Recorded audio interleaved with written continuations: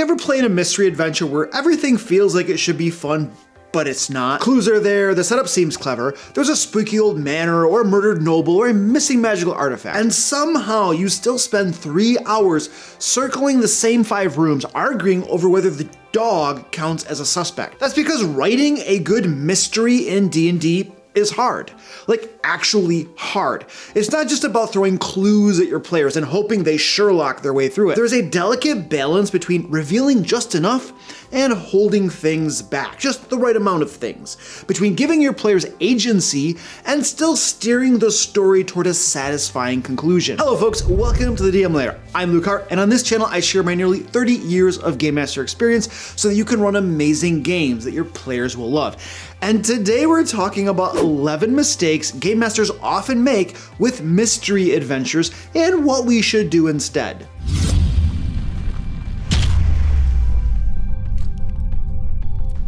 I've been working on the sequel to my adventure module Into the Fae for over a year and a half now, but I just wasn't satisfied. There was something the sequel was missing. Sure, we had a fantastic adventure arc and nearly 100 twisted Fae creatures that I love, but I felt like it just didn't hit the mark. So my team and I asked ourselves, how can we make this even better? How can we give DMs and players a resource that has everything they need to bring the chaos, whimsy, and wilds of the Fae to life at their tables? The answer was Faebound, Trickery of the Wilds.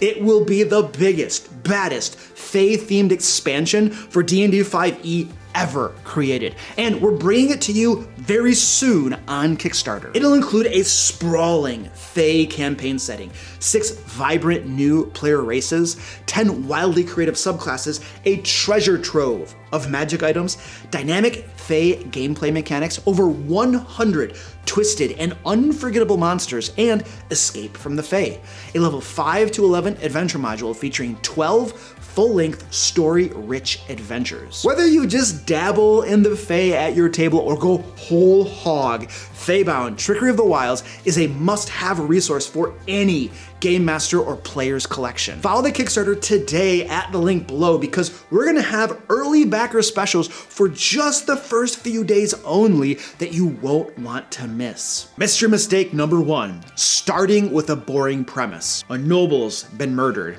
A gemstone's gone missing. There's a scream in the night and a trail of muddy footprints. Sound familiar? These are the kind of mystery hooks that feel like they should work, but they fall flat at the table because they're not just that interesting. Imagine a game where the central mystery is who stole the baker's pie. And yeah, that's meant to be lighthearted, but even in a silly game, no one is probably going to care because there is no tension, no stakes, no reason for characters to want to solve it beyond, beyond their growling stomach and their desire for, I don't know, strawberry rhubarb pie. And of course, the dungeon master saying that this here is the plot. This is the thing you need to go do. If your core mystery isn't engaging, it doesn't matter how clever the clues are or how well placed the red herrings might be because no one's going to care enough to follow them. So, start with a hook that raises eyebrows, a missing town that's still physically there, a noble who was murdered twice, a victim who wanted to disappear. Mystery is about curiosity, and if your hook doesn't spark it, nothing else will. Mistake number 2, making it up as you go. One time I asked a game master who the killer was halfway through a murder mystery adventure, and I wasn't a player in their game, by the way, but they still told me, oh, I haven't decided yet. Now, that might sound clever, keep it flexible, adapt to player choices, let the story be organic, but it never works. What actually happens is the Game Master leaves a trail of random, conflicting clues, then just picks a suspect at the end and de facto retcons everything to make it fit. And your players, they'll know. Trust me, they'll know. A great mystery starts with the answer. Who did it? How they did it, and why they did it. You need to know the entire crime scene in reverse because when players ask weird questions or explore in unpredictable ways, you can improvise confidently without accidentally spoiling the whole thing or creating a plot hole the size of a gelatinous cube. Those can get really big. The more they eat, the bigger they get. Don't believe the monster manual. They don't have more than one stat block for them, but trust me, I found bigger ones. And just as importantly, the culprit's motivation needs to make sense. The reveal should feel inevitable in hindsight, not like you pulled it out of a hat. Don't fake it, know it. Mistake number 3, plotting forward instead of backward. When most DMs write a mystery, they start at the beginning. Okay, there's a murder at the tavern, the butler's nervous, and the Duke has a weird alibi. And that's how you end up with 3 hours of meandering investigation and a confrontation that fizzles out with a shrug. Instead, try this. Plan the ending first. Imagine the final confrontation. What truth is revealed leading up to it? And plan the web of clues starting backwards from the end of the adventure to ensure they flow correctly in order. Ask questions like, what would the players need to learn to get there? What's the key piece of evidence that points to the killer? Where do they find it? And what misleading clues might they uncover before that so the twist hits right when they're sure they've cracked it? A good mystery twists the knife after the players have made their assumptions. Reveal the truth when it hurts. Betray a trusted ally. Kill a suspect the players were just starting to believe. And let the clues fall out of order a bit, forcing the players to assemble them like a puzzle. That's how you build a mystery worth solving. Mistake number 4. Writing boring one-note suspects. In a bad mystery, the suspects are walking cardboard cutouts. The shady merchant, the angry noble, the quiet stable hand. One of them has a motive. The rest are just there for window dressing. That's not a mystery, that's a guessing game. Instead, treat every suspect like they could be the culprit. Give them all solid motives, reasons that make sense for them to want the victim gone. Don't just say, he hated the victim. Why? Did the victim ruin his family? Was there a secret affair? Make it juicy. Then give each suspect a secret, something they don't want the players to discover. Maybe it has nothing to do with the mystery. Maybe they're lying to protect someone else, but now they're acting shady, and the players will pick up on it. Also, give them a good reason, the suspects, in their opinion at least, for perhaps revealing the secret to the players. Next, build connections.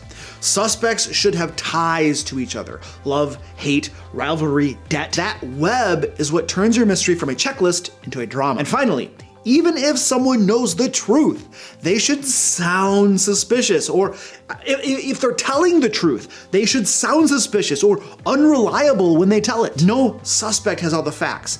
That's how you keep your players doubting everything. Mistake number 5, building locations that go nowhere. You've probably seen this one before. The players investigate a location, find a clue, go to the next spot, find another clue, go to the next, and so on in a straight line. That's not a mystery, that's a breadcrumb trail. Great mystery adventures need investigation, and investigation means options. At every location, give players multiple clues, ideally 3. We've all heard of the 3-clue rule, right? And those clues, they should point in different directions. Maybe one clue leads to a shady temple, another to a suspicious barmaid, a third back to an earlier location, recontextualizing what they missed. If a location only points to one place, the players are on rails. It's like a dungeon that has rooms and corridors that go in only one direction ever, and you never have any choices. However, if every location branches out, now they're making decisions, drawing connections, and actually doing the work of solving a mystery. Include at least 1 or 2 red herrings throughout the adventure too,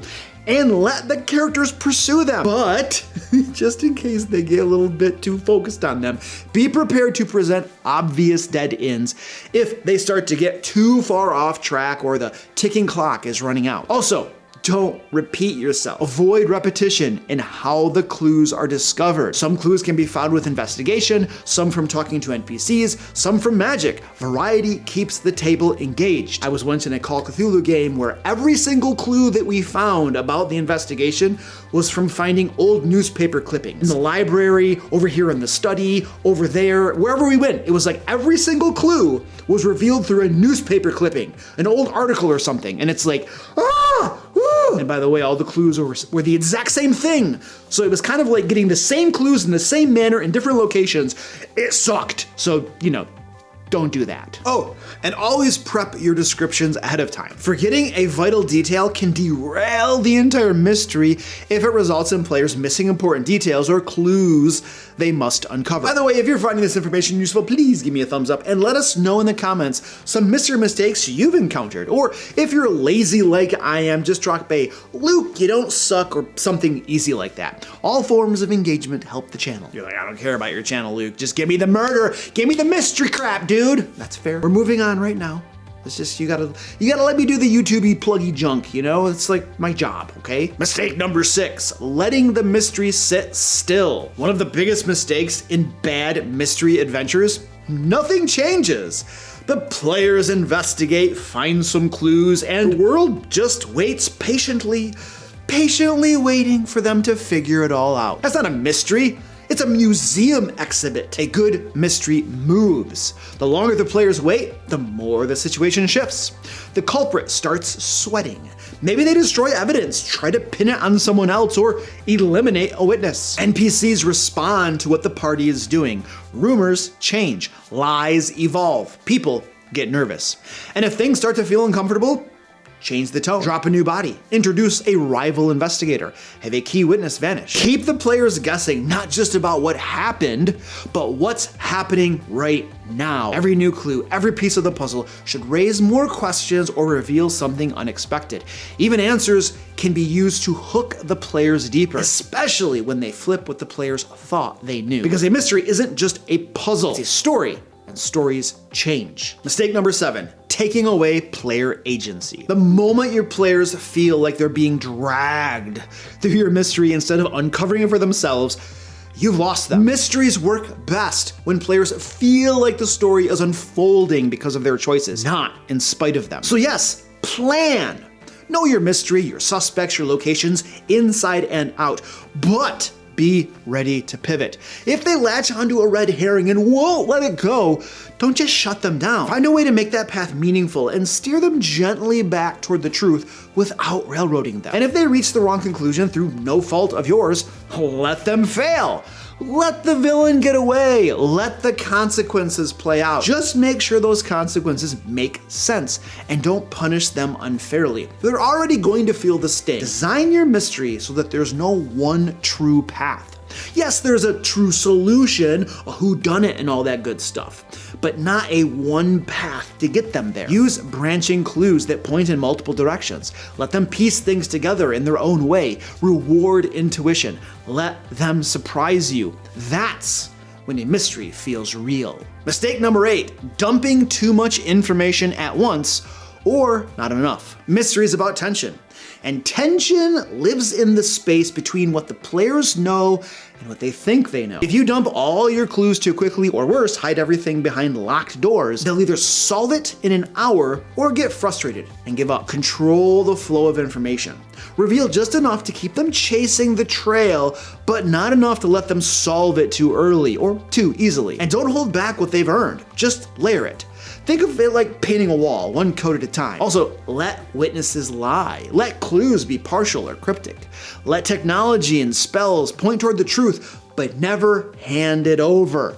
And that can be a tricky one in D&D with so many powerful spells like locate object and all this kind of stuff that can really cut things short. So you gotta think things through just a little bit, right? To forego players finding the answer with the simple casting of a spell. Anyway, every answer should spark more questions. Use scene cuts and shifts in tone. Change perspectives. Let the players stew in their own theories. And then twist the knife with a new clue. If they almost solve it but pull away at the last second, great, players do that all the time. And that's suspense. Validate their wild guesses just enough to keep the paranoia burning. Mistake number 9, letting the mystery drag on forever. A mystery without urgency is just a puzzle in a locked room. You know, actually, tangent, speaking of mysteries dragging on forever, it reminds me of like YouTube videos that drag on forever. You know, where it's like, they're talking and it's a 40-minute video and they really could have done it in 15, and yet for whatever reason, all their videos are 40 minutes and it's like, just be more concise. Anyway, I should probably cut that tangent short, otherwise this video is gonna fall into that category. Anyway, as I was saying, a mystery without urgency is just a puzzle in a locked room. And that's fine if you want your players sipping tea and rolling investigation checks for the next 6 hours. But if you want tension, real, squirming tension, you need a ticking clock. Urgency adds stakes. It forces decisions. It makes the players nervous that they're running out of time, which of course they are. They should be. Maybe the murderer strikes again. Maybe the suspect skips town. Maybe the magical wards keeping a demon locked away are starting to crack. Whatever it is, make sure there's pressure. If combat happens mid-investigation, keep it fast. I know that's challenging in D&D 5th edition, and it just got worse with 2024. Combats take even longer. But do the best you can. Don't slow the game down with 3-hour slugfest unless it's absolutely critical. Every round should feel like it's eating up precious time. And when things start to stall, when the players begin to waffle or argue over theories, that's your clue to drop the next event. A scream, a fire, a missing NPC. Keep the momentum up. A mystery isn't just about finding the answer. It's about racing to find the answer before it's too late. Mistake number 10, fumbling the landing. There's nothing worse than slogging through a long, complex mystery, only for the ending to be a massive letdown. A good mystery needs a satisfying resolution. That means it, one, needs to feel earned. If the culprit is someone the players never met, or the murder weapon was never mentioned, or the twist comes out of nowhere with no build-up, that's not a satisfying payoff. It's a narrative sucker punch. The ending should make everything click into place. The players should be able to look back and realize, oh, that's what that meant. Even if they got some things wrong, the story should still make sense in hindsight.